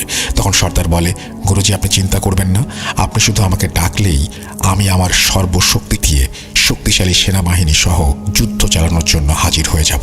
তারপর আমি সর্দারকে বলি আজ গভীর রাতে আমি আসবো এই নদীর পাড়ে। সর্দার আমার কথায় রাজি হয়। এরপর আমি সেখান থেকে চলে আসি। তখন সর্দার আমাকে তার 2 জন জিনের মাধ্যমে এখানে পৌঁছে দেয়। নদীর ভেতর থেকে ওঠার পরে গুরুজি বলেছিলেন আজকে গভীর রাতে তিনি আবার দাদুদের সাথে এখানে আসবেন, এখানেই আসন করে বসবেন, যা করার করবেন। তখনকার মতো ওনারা বাড়িতে চলে যান। যাওয়ার পথে কোনো সমস্যা হয়নি, কারণ গুরুজি সাথে ছিলেন সেই জন্যই। যাই হোক, বাগলার দাদু গুরুজিকে খাওয়ার জন্য অনুরোধ করেন। দাদু বলেন, গুরুজি আপনি সারাদিন কিছু খাননি, আসুন কিছু খেয়ে নেবেন। তখন গুরুজি বলেন, বাগলার আমি এই সমস্ত কাজে আসার পরে কিছু খাই না যতক্ষণ পর্যন্ত আমি কাজটা শেষ করছি। তোমরা খাওয়া দাওয়া করলে করে নিতে পারো। তখন দাদু বলে, কি যে বলেন গুরুজি, আপনি না খেলে আমরা কি করে খাবো? তখন গুরুজি বলে, আমার 2টো জিনিস লাগবে, তোমরা পারবে এই 2টো জিনিস এনে দিতে? বাগলা দাদু বলেন, কি জিনিস গুরুজি, আপনি বলুন শুধু। গুরুজি বলে, 1 মুঠো চাল আর একটা মুরগি। বাগলার দাদু বলে, এটা আমার বাড়িতে আছে। বাগলার দাদু একটা মুরগি ও 1 মুঠো চাল এনে দেন। ওগুলো নিয়ে সেই রাতে ওনারা আবারও নদীর পাড়ে আসেন। গুরুজি বলেন, তোমরা 2টো বড় পাতা নিয়ে আসো। তখন পাশে থাকা গাছ থেকে বাগলার দাদু 2টো বড় পাতা নিয়ে আসে। গুরুজি বলে, ওই পাতার উপরে চালগুলো 2 ভাগ করে রাখো। সেটাই হয়। তারপর গুরুজি মুরগিটাকে জবাই করে সেই মুরগির রক্ত চালগুলোর উপরে ফেলতে থাকেন। 2টো পাতার উপরে রাখা চালের উপরে সমানভাবে রক্ত দিয়ে চালগুলো ভিজিয়ে দেন। তারপর গুরুজি বলেন, যাও এই চালগুলো নদীতে ভাসিয়ে দিয়ে এসো। ওদিকে গুরুজির কথা মতো দাদুরা চালগুলো নদীতে ভাসিয়ে দিয়ে আবারও গুরুজির কাছে এসে বসে পড়ে। তখন গুরুজি নদীর পাড়ে বড় একটা গণ্ডি কেটে সেখানে বাগলার দাদু ও লালা দাদুকে গণ্ডির ভেতর 2 পাশে বসতে বলেন, আর গুরুজি মাঝখানে বসে পড়েন নদীর দিকে মুখ করে। গুরুজি লালা দাদু ও বাগলা দাদুকে মন্ত্র শিখিয়ে দিয়ে সেটা পড়তে বলেন। 2 পাশে 2 জন মন্ত্র পড়তে থাকে, আর গুরুজি মাঝখানে বসে মন্ত্র পড়ছেন। তারপর তিনি তার পকেট থেকে 3টা পাথর বের করে সেগুলো এক এক করে নদীর দিকে ছুঁড়ে মারেন। পাথর 3টা ছুঁড়ে মারার সাথে সাথে নদীতে আগের মতো পাক খাওয়া শুরু হয়, আর একটু পরে সেই পাকের ভেতর থেকে উঠে আসে জিয়ানের দেখা সেই কচ্ছপ। বাগলা দাদু বলেছিলেন এই কচ্ছপ নাকি বিশাল এক দানবের মতো। তারপর ধীরে ধীরে ওনাদের 3 জনের দিকে আসতে থাকে সেটি। কচ্ছপটি ওনাদের 3 জনের সামনে এসে থেমে যায়, আর তার মাথার জায়গা থেকে 2টো মানুষের মাথা বেরিয়ে আসে। সেই মাথা দেখতে ভয়ঙ্কর, বিভৎস। তার মাথার চুলগুলো জট বাঁধা, মুখের মাংসে পচন ধরা এবং বিভিন্ন জায়গায় ক্ষত চিহ্ন। মনে হচ্ছে চিহ্নগুলো কেউ ধারালো ছুরি দিয়ে কেটে দিয়েছে। চোখের কোটরে কালো দাগ। এটাই সেই বিমরু। বিমরু বলে, কিরে কবিরাজ, আমাকে কেন ডেকেছিস? কবিরাজ বলে, তোরা যে উদ্দেশ্যে এখানে এসেছিস সেটা করা যাবে না, এখান থেকে চলে যা। তখন বিমরু বলে, তোর এত বড় সাহস, তুই আমাকে হুকুম করিস? তুই জানিস না আমি কে? তখন গুরুজি বলে, হ্যাঁ আমি জানি তুই একটা শয়তান, আর আমি ঈশ্বরের সেবক। তোর মনে কোনো দয়া মায়া নেই। আমি দয়ালু, আমি চাইলে তোকে শাস্তি দিতে পারতাম। তোর কথায় নিষ্পাপ 3টা শিশুকে বলি দিতে হয়েছে। সেই অপরাধে তোকে হত্যা করা আমার পাপের কিছু না। তবুও ভালোই ভালোই বলছি, তুই এখান থেকে চলে যা, তা না হলে তোকে হত্যা করতে বাধ্য হব। তখন বিমরু এক পৈশাচিক হাসি হাসতে থাকে। তারপর হাসি থামিয়ে বলে, কবিরাজ, তোর সাহস থাকলে এই গণ্ডির বাইরে এসে কথা বল। তখন গুরুজি হেসে বলে, তোর নাকি অনেক ক্ষমতা, আমার গণ্ডির ভেতরে এসে দেখা। একথা শোনার পরে বিমরুর আগে গড়গড় করতে থাকে। গুরুজি আবারও বলে, শেষবারের মতো তোকে বলছি, এই এলাকা ছেড়ে যাবি কিনা বল। বিমরু বলে, না।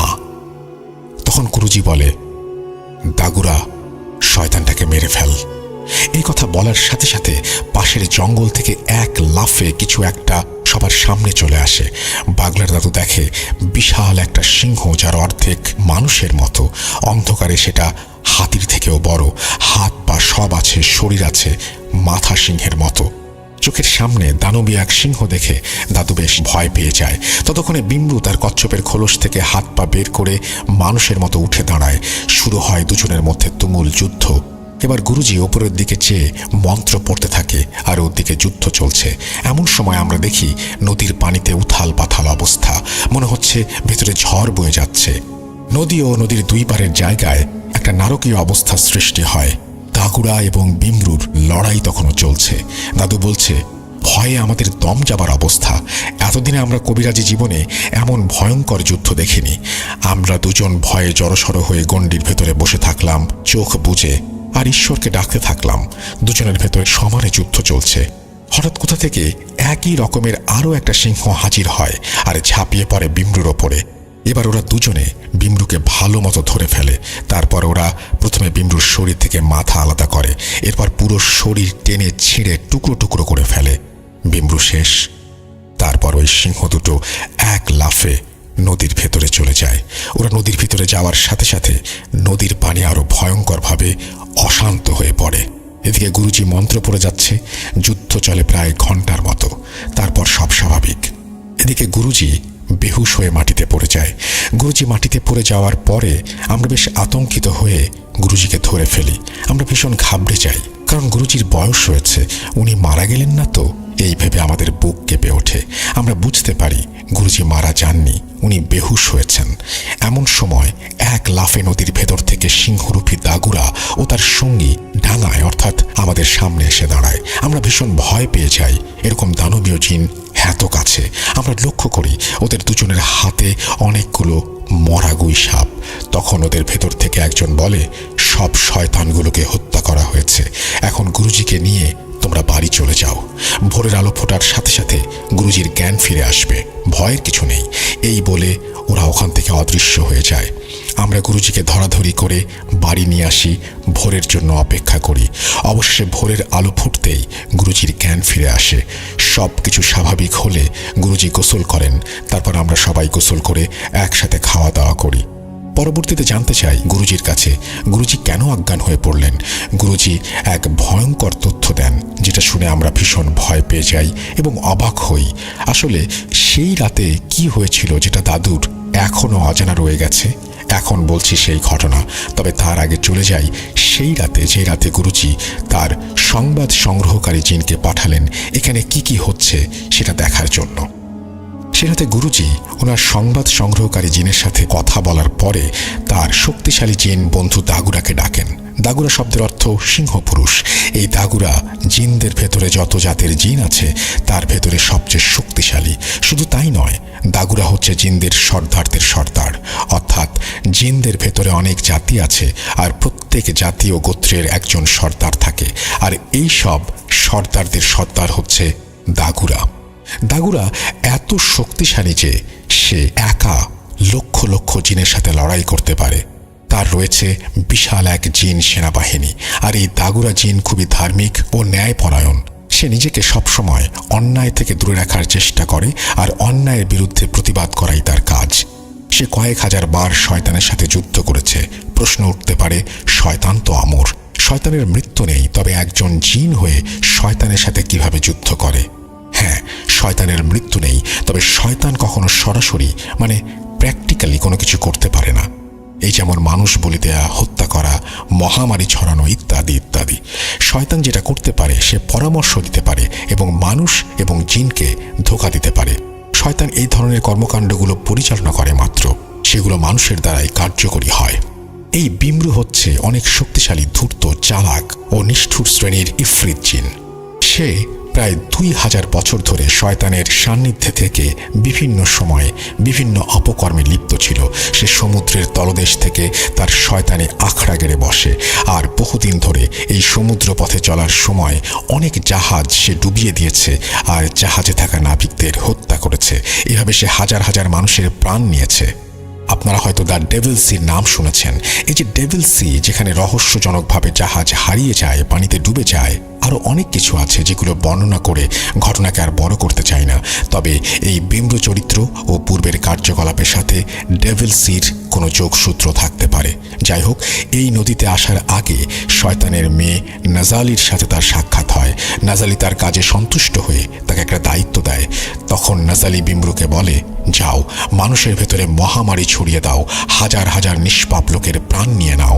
মূলত নাজালি তাকে এখানে পাঠিয়েছে মহামারী ছড়ানোর জন্য। একবার সেই কাজে সফলতা অর্জন করতে পারলে রোগ ব্যাধিতে আক্রান্ত হয়ে হাজার হাজার মানুষের জীবন চলে যাবে। এতে শয়তানের মেয়ে খুশি হয়ে আরও তাকে শক্তিশালী করে দেবে। এই পুরো ব্যাপারগুলো যখন আমি জানতে পারি, তখন আমি এই জিন বন্ধু দাগুরাকে স্মরণ করি, কারণ আমি জানি নির্দিষ্ট প্রক্রিয়া ছাড়া এই জিন কারো ডাকে সাড়া দেয় না। যাই হোক, সেটাতে আমার ডাকে সাড়া দিয়ে দাগুরা হাজির হয়। তারপর আমি তাকে সবকিছু খুলে বলি। শুনে দাগুরা প্রচণ্ড রেগে যায় আর বলে, আগামীকাল সেখানে যাও, আমি সব সময় তোমার সাথে থাকব আর সময় মতো আমি তাকে হত্যা করব। তারপর দাগুরা আমাকে সবকিছু বুঝিয়ে দেয় কিভাবে কি করতে হবে। এই সবকিছুর প্ল্যান মাস্টার দাগুরা নিজে। একজনকে সহজে হত্যা করা যায় না, তাকে ভালো হওয়ার সুযোগ দিতে হয়, তার পাপের প্রায়শ্চিত্ত করার সুযোগ দিতে হয়। সেই জন্য দাগুরা আমাকে বলেছিল, তুমি প্রথমে তাকে বলবে সেখান থেকে চলে যেতে। আমি জানি সে যেতে চাইবে না, তারপরও তুমি সেটা বলবে। সে যখন অস্বীকার করবে তখন শুধু আমাকে ডাক দেবে। আমি প্রস্তুত থাকব বিমরুর সাথে যুদ্ধ করার জন্য। তারপরের ঘটনা তোমরা সবাই দেখেছ, অনেক কিছুই দেখেছ, আবার অনেক কিছু দেখতে পারোনি। বাগলা দাদু জিজ্ঞেস করলো, গুরুজি আমরা কি দেখিনি? তখন গুরুজি বলে, আমরা যখন মুরগিটি জবাই করে রক্তের সাথে চাল মিশিয়ে নদীতে ভাসিয়ে দিলাম, এটা ছিল রিচুয়ালের একটা অংশ। মূলত সেখান থেকেই শুরু হয় যুদ্ধের প্রস্তুতি। ওদিকে পানির সর্দার বুঝতে পারে সময় এসে গেছে যুদ্ধের। সে তার সেনাবাহিনী নিয়ে প্রস্তুত হচ্ছিল। যখন বিমরু আমাদের সামনে আসে, ঠিক তখন দাগুরা তার সেনাবাহিনী নিয়ে আকাশে লুকিয়েছিল। দাগুরা তার সেনাপতিকে দায়িত্ব দিয়ে নিজে জমিনে নেমে আসে বিমরুর সাথে লড়াই করার জন্য। তোমরা কি জানো, যুদ্ধ শুধু ডাঙা এবং পানিতে হয়নি, যুদ্ধ আকাশেও হয়েছে। বিমরুর বিপদ বুঝতে পেরে হাজার হাজার শয়তানের অনুসারীরা এসেছিল বিমরুকে বাঁচানোর জন্য এবং তার হয়ে যুদ্ধ করার জন্য। কিন্তু ততক্ষণে আমি মন্ত্র বলে একটা বলয় সৃষ্টি করি। সেই বলয় ভেদ করে ওই শয়তানগুলো নিচে আসতে পারেনি। আমি এমন কঠিন ও লম্বা লম্বা মন্ত্র পাঠ করেছি যা পাঠ করতে আমার নিঃশ্বাস বন্ধ হয়ে যাচ্ছিল। শয়তানগুলো ওপর থেকে আমার ওপরে প্রভাব বিস্তার করার চেষ্টা করছিল। আর যদি একবার আমি ভুল করতাম আর আমার এই বলয় ভেঙে যেত, তবে আমরা সবাই মারা যেতাম। ওই শয়তানগুলো নিচে নেমে আসতে সক্ষম হতো আমার মন্ত্র বলে, এবং দাগুরার সেনাপতি ও তার সৈন্যবাহিনীর আক্রমণের ওপরে শয়তান জিনগুলো ওখানেই মারা যায়। আমি চেয়ে চেয়ে দেখেছি আর মন্ত্র পড়েছি। দাগুরার সেনাপতি যখন দেখে দাগুরা একা পেরে উঠছে না বিমরুর সাথে, তখন সে তার সৈন্যদের ওখানে দায়িত্ব দিয়ে দাগুরার কাছে চলে আসে। আর এই দুজনের শক্তির কাছে বিমরু পরাজিত হয়। বিমরুকে হত্যা করার পরে দাগুরা এবং তার সেনাপতি চলে যায় নদীর ভেতরে বাকি শয়তানগুলোকে হত্যা করার জন্য। তারপর আমি অজ্ঞান হয়ে যাই। অবশ্য ততক্ষণে সব শয়তানগুলোকে হত্যা করা হয়ে গেছে। তবে দুঃখের বিষয় এটা, এই যুদ্ধে পানির নিচে থাকা বেশ কিছু ভালো জিন ও দাগুরার কিছু সৈন্য নিহত হয়েছে। আর এভাবেই একটা ভয়ঙ্কর শয়তানি বাহিনীকে দাগুরা এবং পানির নিচের সর্দার পরাস্ত করে এবং তাদের সবাইকে মেরে ফেলতে সক্ষম হয় দাগুরা এবং সেনাবাহিনীর হাতে। তোমরা যে গুইসাপগুলো দেখেছো, ওগুলো সব মৃত শয়তানের অনুসারী। তো এটাই ছিল মূল ঘটনা, যার অনেক কিছু তোমরা জানো না। গুরুজির কাছে সবকিছু শোনার পরে দাদুরা বেশ অবাক হন এবং গুরুজির অনেক প্রশংসা করতে থাকেন। আর দাদুরা দুঃখ প্রকাশ করেন সেই সমস্ত জিনদের জন্য যাদের রক্ষা করা সম্ভব হয়নি। এরপর গুরুজি এই গ্রামটা পুরোপুরি বন্ধ করে দেন। সেবার গুরুজি 4-5 দিন ছিলেন তার বোনের বাড়ি। আপ্যায়নের কোনো কমতি ছিল না তার। গ্রামের প্রত্যেকটা মানুষ গুরুজির কাছে কৃতজ্ঞ। গুরুজির এই 4-5 দিনে বাগলার দাদুরা অনেক কিছু শেখেন গুরুজির কাছ থেকে। এরপরেও বেশ কয়েকবার বাগলার দাদু গেছেন গুরুজির বাড়ি। তবে এটাই ছিল গুরুজির শেষবারের মতো আসা মালি থেকে গাম্বিয়া। গুরুজি এখন আর জীবিত নেই, তবে গাম্বিয়ার প্রবীণদের কাছে গুরুজি এখনও এক মহানায়ক। ওনার মতো কবিরাজ আফ্রিকা মহাদেশে খুব কম ছিল। এই ঘটনাটি অর্থাৎ ঘটনার দ্বিতীয় পর্ব, এটি এখনও যারা প্রবীণ তাদের মুখে মুখে শোনা যায়। এখনও সন্ধ্যা হলে অনেক প্রবীণরা তার নাতি নাতনিদের নিয়ে বসে যান গুরুজির গল্প করতে। উনি মরেও এখনও জীবিত। আমি চুকসের কাছে গুরুজির নাম জিজ্ঞাসা করেছিলাম, সে নাম বলতে পারেনি। চুকসের কাছ থেকে বেশ কিছু ঘটনা শুনেছি, কিন্তু সেগুলো আমাদের বাংলাদেশের প্রেক্ষাপটে গ্রহণযোগ্য নয়। ঘটনার ভেতরে এমন কিছু বিষয় রয়েছে যেগুলো নিয়ে প্রচুর সমালোচনা হতে পারে। এই ঘটনাগুলো সংগ্রহ করতে আমার বেশ বেগ পেতে হয়েছে। সে অনেক এলোমেলোভাবে ঘটনা উপস্থাপন করেছিল, তাকে বারবার প্রশ্ন করতে হয়েছিল। যেমন জিন বলতে ওরা বোঝে demon, devil, black devil, spirit ইত্যাদি ইত্যাদি। কিন্তু আমরা মুসলিমরা জিন শব্দটা ব্যবহার করেছি বোঝার সুবিধার্থে। কর্মব্যস্ততার কারণে সময় করে পুরো ঘটনাটা সংগ্রহ করে শুরু থেকে লিখতে অনেক সময় লেগেছে। জানি না কতটুকু সাজিয়ে লিখতে পারলাম। মেহেদী হাসান লিখেছেন দুবাই থেকে। Thank you so much. অনেক লম্বা একটা স্টোরি, অনেক লম্বা একটা story. Thank you very much, এবং অনেক ইন্টারেস্টিং একটা স্টোরি। আপনাদের সবাইকে অনেক ধন্যবাদ ধৈর্য নিয়ে শোনার জন্য, এবং আপনাকেও ধন্যবাদ এই ঘটনাটি আমাদের সামনে উপস্থাপন করার জন্য। আশা করছি ভবিষ্যতে আপনার ঘটনা পাবো। ভালো থাকবেন আপনি। তো লিসেনার্স, আমরা আজকের মতো এখানেই শেষ করছি। আশা করছি আমাদের এই ঘটনাটি আপনাদের ভালো লেগেছে। যদি ভালো লাগে অবশ্যই আমাদের জানাবেন, যদি ভালো না লাগে তাও আমাদের জানাবেন। আমরা আজকের মতো বিদায় নেব না, ঠিক আসলে আমরা আজকের মতো অন্য ঘটনায় যাব। সেই পর্যন্ত সবাই ভালো থাকুন, সুস্থ থাকুন, মোস্ট ইম্পর্টেন্টলি ভূত.com-এর সাথে থাকুন। আল্লাহ হাফেজ।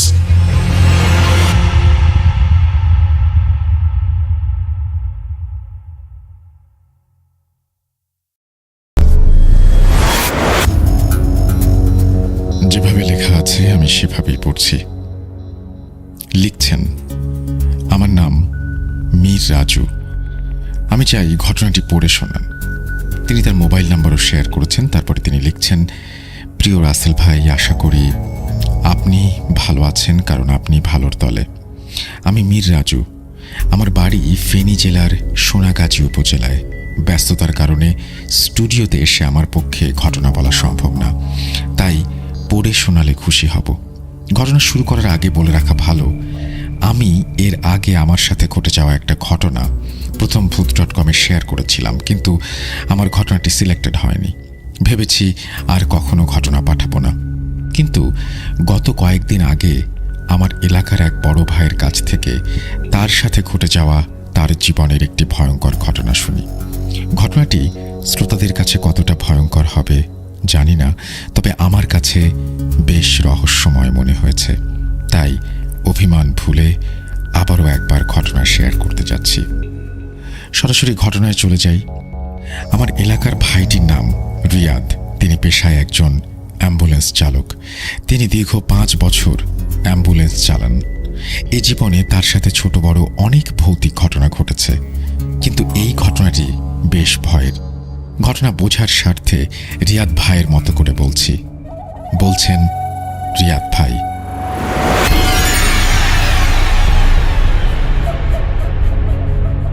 সালটা ছিল 2019 সালের জানুয়ারি মাসের কনকনে শীত। আমি একটি বেসরকারি হাসপাতালের অ্যাম্বুলেন্স চালাই। মৃত লাশ নিয়ে যাই মাঝে মাঝেই বিভিন্ন জেলায়। একদিন একটা ফোন পেয়ে আমি অফিসে গিয়ে খবর পাই একটা মৃত লাশ নিয়ে আমাকে রাজশাহীতে যেতে হবে।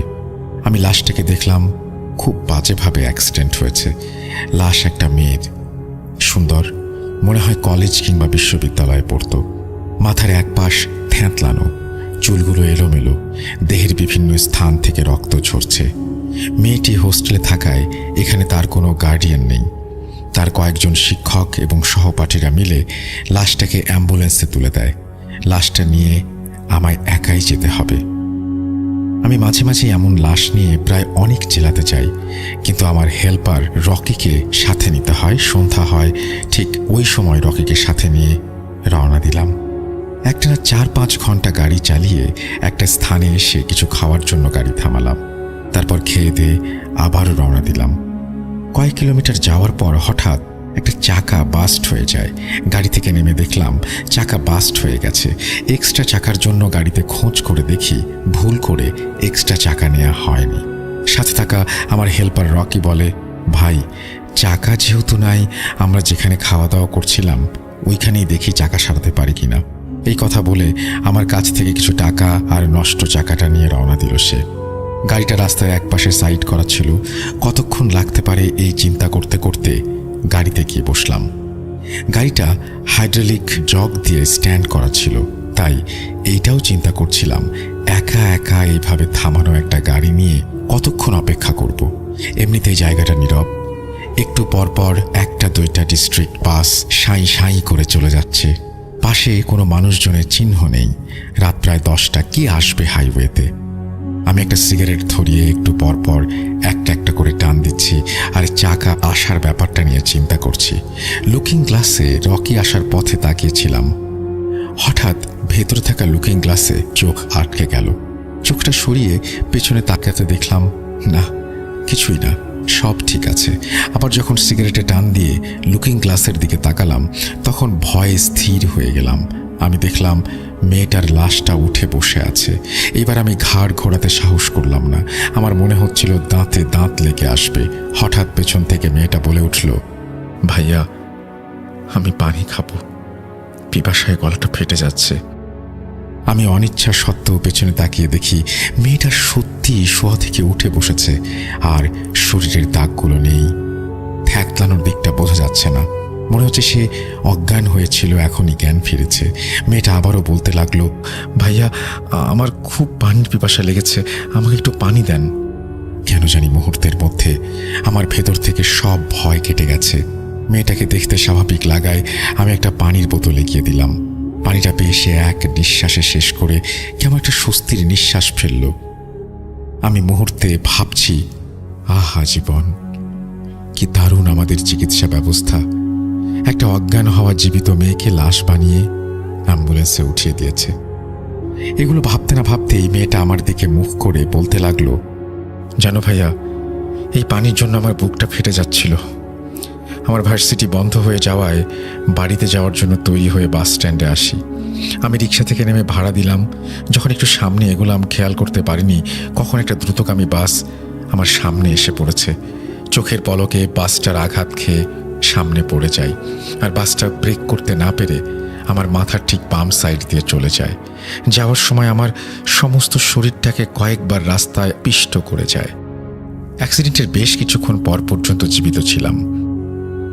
মেয়েটার মুখে এই কথাগুলো শুনে আমার বাক রুদ্ধ হয়ে গেছে। আমি যেন আমার মধ্যে নেই, আমি শুধু শুনছি। তারপর মেয়েটা বলছে, চিৎকার করে বলতে পারিনি, আমাকে কেউ পানি দাও, পিপাসায় আমার গলা ফেটে যাচ্ছে। খুব শব্দহীন আর্তনাদ করে পানির জন্য গুমড়ে কেঁদে উঠেছিলাম, কিন্তু আমাকে এক ফোঁটা পানি কেউ দেয়নি। যখন শেষ নিঃশ্বাসটা ফেললাম, একজন এসে আমাকে পানি খাওয়াতে চাইল, কিন্তু পানির এক ফোঁটাও গলা দিয়ে নামলো না, গাল বেয়ে পড়ে গেল। আমার নিথর দেহটা অ্যাম্বুলেন্সে তোলা হলো। আমার আইডি কার্ড দেখে ভার্সিটি থেকে তথ্য নিয়ে আমার কয়েকজন বন্ধু আর শিক্ষককে খবর দেওয়া হয়, আর তারাই আপনার গাড়িতে তুলে দিয়েছে আমাকে বাড়িতে পৌঁছে দিতে। মেয়েটা এক নিঃশ্বাসে কথাগুলো বলে একটু চুপ করে আবারও বলল, ভাইয়া আমার আব্বা আম্মা আর ভাই বোনকে বলবেন আমার জন্য যেন না কাঁদে, আর আপনাকে অসংখ্য অসংখ্য ধন্যবাদ আমাকে পানি খাওয়ানোর জন্য। এই কথা বলে মেয়েটা আবার শুয়ে পড়ে। ততক্ষণে আমার হেল্পার রকি চাকা ঠিক করে এসে বলল, ভাই চলেন, চাকা ঠিক হয়ে গেছে। আমি শুধু পেছনে তাকিয়ে আছি। রকে গায়ে হাত দিয়ে ধাক্কা দেওয়ায় আমার নীরবতা ভাঙে, আমার সম্বিত ফিরে পাই আমি। রকির ইশারা পেয়ে খেয়াল করলাম আমার পুরো শরীর ঘামে ভেজা। এ বিষয়ে রকিকে কিছু বললাম না, চাকাটা লাগিয়ে আবার রওনা দিলাম। মেয়েটার বাড়ি যেতে যেতে পরদিন সকাল 9টা বেজে যায়। মেয়েটার লাশ পেয়ে মেয়েটার বাবা মা ভাই বোন কান্নাকাটি শুরু করে দিল। আমি ওইখানে বেশিক্ষণ অপেক্ষা করতে পারলাম না। মেয়েটার বলা কথাগুলো কারো কাছে বলতে পারিনি। গাড়ি স্টার্ট দিয়ে ঢাকার দিকে রওনা দিলাম। মনটা খারাপ করে একটানা গাড়ি চালিয়ে যখন আবার ওই রাস্তায় আসলাম যেখানে গাড়ি নষ্ট হয়েছিল, সেখানে এসে দেখলাম মেয়েটা রাস্তায় দাঁড়িয়ে আছে, সুন্দর একটা হাসি দিয়ে হাত নাড়িয়ে আমাকে বিদায় জানাচ্ছে। এটা দেখে আমার মনটা কেন যেন এক অজানা কারণে ভালো হয়ে গেল। ভালো একটা স্বস্তি নিয়ে ঢাকায় ফিরে চলে আসলাম। কোনো ভয় পাইনি, তবে এই রহস্যময় ঘটনাও আজও আমায় ভাবায়। এই বলে রিয়াদ ভাই তার ঘটনা শেষ করলেন। রাসেল ভাই, ঘটনাটি ভালো লাগলে পড়ে শোনাবেন। তো এই ছিল ঘটনা, আমি পড়ে শোনালাম। আশা করছি আপনাদেরও ভালো লেগেছে। যদি আপনাদের ভালো লাগে তাহলে আপনারাও ইমেল করুন। আমাদের ইমেল অ্যাড্রেস হচ্ছে russell.booth.com@gmail.com। আপনার নাম, ঠিকানা এবং ফোন নাম্বার সহ আপনার জীবনে ঘটে যাওয়া সেরা ঘটনা পাঠিয়ে দিন আমাদেরকে। আমরা অপেক্ষায় থাকলাম আপনার ঘটনার, এবং আরও বেশি বেশি করে যদি ঘটনা পাঠান, আরও বেশি বেশি করে ইমেল এপিসোড হবে, আরও বেশি বেশি করে আমরা ফিরে আসবো আপনাদের কাছে। সুতরাং অপেক্ষায় আছি আপনাদের ঘটনার। স্টুডিওতে আসুন বা লিখে পাঠান, যেভাবে খুশি ঘটনা পাঠিয়ে দিন আমাদের। চলে যাব আমাদের পরবর্তী ঘটনায়।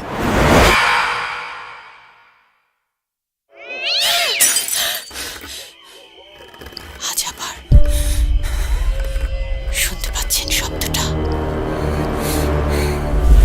ভয়ের আরেক নাম ভূত.com।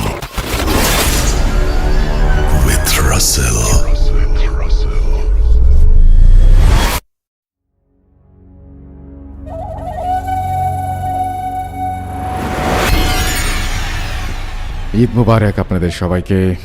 আমি রাসেল আছি, সাথে ঘড়িতে সময় রাত 12:10 আর চলছে ভূত.com। প্রথম ঘটনাটা আমরা শুনলাম, আশা করছি প্রথম ঘটনাটা আপনাদের ভালো লেগেছে। ইমেল এপিসোড মানেই স্পেশাল কিছু, এবং ইমেল এপিসোড আমরা সবসময়ই পছন্দ করি, এবং ইমেল এপিসোড শুনতেও আমাদের ভালো লাগে। সব কিছুই খুব অন্যরকম মনে হয়। এই জন্য ঈদেও আমাদের ইমেলের আধিক্য বেশি থাকে, এবং এবারও কিন্তু বেশ কিছু ইমেল রয়েছে যেগুলো আপনার রক্ত হিম করে দেবে, সে ধরনের ইমেল রয়েছে। যাই হোক, কথা না বাড়িয়ে আমরা পরবর্তী ঘটনায় যাব। আপনারা আমাদেরকে কমেন্ট করুন আমাদেরকে স্বাধীনে, এবং ঠিক একইভাবে অনেকে আমি জানি যে ঈদের শুভেচ্ছা জানাচ্ছেন স্বাধীনে, এবং একইভাবে আমাদেরকে ইমেল করে আপনার ঘটনা পাঠান। আমাদের ঘটনা পাঠাতে হলে যেটা করতে হবে আপনাদেরকে, সেটা হচ্ছে আমাদেরকে লিখতে হবে russell.booth.com@gmail.com এই অ্যাড্রেসে, এবং এই অ্যাড্রেসে আপনারা লিখবেন কোথা থেকে আপনারা ঘটনা পাঠাচ্ছেন, সেটাও আমাদেরকে জানাবেন, আশা করব সেটাই। এবং আমি এখন যেটা দেখতে পাচ্ছি সেটা হচ্ছে অনেকেই আমাকে কিন্তু স্বাধীন মিউজিক অ্যাপে লিখছেন, এবং অনেকেই ঘটনা পাঠিয়েছেন যারা ঈদে, তারাও আমাদের সাথে হয়তো এখন শুনছেন। তো সব কিছু মিলিয়ে এই ঈদটা আমাদের সবার জন্য জমজমাট হয়ে উঠুক। আমি কিছু কমেন্ট পড়তে পারি আপনাদের অনুমতি নিয়ে, যদি আপনারা চান দেখি, কারণ ঈদের দিন তো, মানে ঈদের আগের দিন তো অনেক জায়গায়। সাকিব লিখেছেন বরিশাল থেকে শুনছি, যদিও আমাদের বাংলাদেশে ঈদ কিন্তু আরেকটু পরে। হানিফ শিকদা লিখেছেন হ্যালোইন স্পেশাল এপিসোডে যে ব্যাকগ্রাউন্ড মিউজিকটা প্লে করা হয়েছিল সেই ব্যাকগ্রাউন্ড মিউজিক চান। এমডি সজীব আলী লিখেছেন চাঁপাইনবাবগঞ্জ থেকে শুনছি। এতজন কথা বলছেন, কেউ ঈদ নিয়ে কোনো কথা বলছেন না, খুব অদ্ভুত ব্যাপার। যদিও আপনারা জানেন যে অনেক জায়গাতে ঈদের চাঁদ, মানে সৌদি আরবে দেখা গেছে, এবং সেই অনুযায়ী অনেক জায়গাতেই ঈদ পালিত হবে কালকে। যাই হোক, আমরা চলে যাব পরবর্তী ঘটনায়। আপনারা সঙ্গেই থাকুন আমাদের, এবং আশা করছি প্রতিটা মুহূর্ত আমাদের সাথে এইভাবেই থাকবেন, আমাদেরকে এইভাবেই আনন্দ দিয়ে যাবেন। আমরা চলে যাব আমাদের পরবর্তী ঘটনায়। এটি একটি ইমেল, খুব বেশি বড় না, আবার খুব বেশি ছোটও না। চলুন শুনে আসি।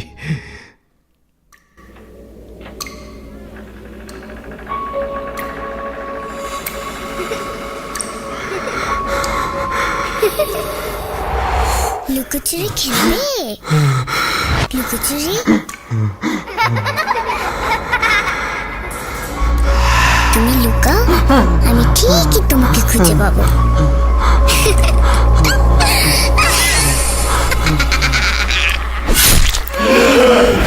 Voot.com with Russell। যেভাবে লেখা আছে আমি সেভাবেই পড়ছি। আসসালামু আলাইকুম রাসেল ভাই। ওয়ালাইকুম সালাম। তারপর তিনি লিখছেন, আমি জানি আপনি ভালো আছেন। আমি মোর্শেদ আলম। আমি 2011 সাল থেকে ভূত FM শুনে আসছি। ভূত.com-এর সাথে আছি। ভূত.com দীর্ঘজীবী হোক। আজকে আমার মায়ের সাথে ঘটে যাওয়া একটা ঘটনা শেয়ার করব। আমি বিদেশে থাকার কারণে আমার স্টুডিওতে আসা সম্ভব নয়। আমার মায়ের মুখ থেকে যেভাবে শুনেছি সেভাবেই বলছি। প্রথমেই ক্ষমা চেয়ে নিচ্ছি গুছিয়ে বলতে না পারার জন্য। রাসেল ভাইকে অনুরোধ করব গুছিয়ে বলার জন্য। ভুল ত্রুটি হলে ক্ষমা করবেন প্লিজ। ওই ঘটনাটি রাঙ্গুনিয়া, চট্টগ্রামের একটি ঘটনা। আমি ওই স্থানের নাম উল্লেখ করতে পারবো না। সালটা ছিল 1974-75-এর দিকে। কোথাও থেকে একটা মহিলা ও তার ছেলে আসলো। দেখতে অনেক লম্বা, যেমন বিহারের মহিলারা হয়। তখনকার যুগে আমার বাবা মা ছিল গ্রামের সর্দার। আমার বাবা যেভাবে বলতো গ্রামের সবাই সেভাবে চলতো।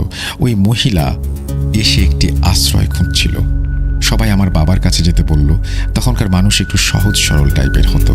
আমার বাবা ওই মহিলাকে বলল, এখন তো তেমন ঘর নেই, ওইদিকে চৌধুরী বাড়িতে একটা ঘর খালি আছে, আমি তাদের সাথে কথা বলে দেখি, এতদিন তুমি আমার বাড়িতে থাকো। ওই মহিলা ও তার ছেলে আমাদের বাড়িতে থাকতে শুরু করলো, এবং আমার বাবা চৌধুরী বাড়ির মানুষদের সঙ্গে কথা বলে মহিলার থাকার ব্যবস্থা করে দিল। আশেপাশে তেমন ঘর ছিল না, 2-1টা ঘর ছিল। বেশ বছর 2-1 কেটে গেল। ওই মহিলা ও তার ছেলে পাহাড় থেকে কাঠ কেটে বিক্রি করে সংসার চালাতো। মাঝখানে কিছুদিন যাওয়ার পর থেকে মা ছেলের ঝগড়া শুরু হলো রাত বিরাতে।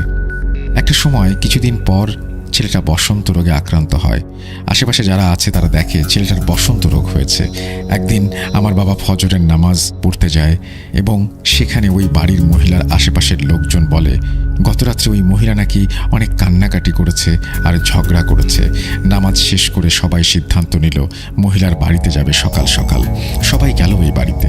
যখন ওই মহিলাকে ডাকা শুরু করলো, ওই মহিলা একটা লম্বা দা হাতে বেরিয়ে আসলো, আর আমার বাবার দিকে তেড়ে আসলো আক্রমণ করতে।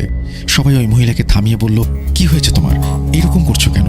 ওই মহিলা গত রাতে সব ঘটনা খুলে বলতে শুরু করলো। আমি ওই মহিলাটির মতো করে বলছি।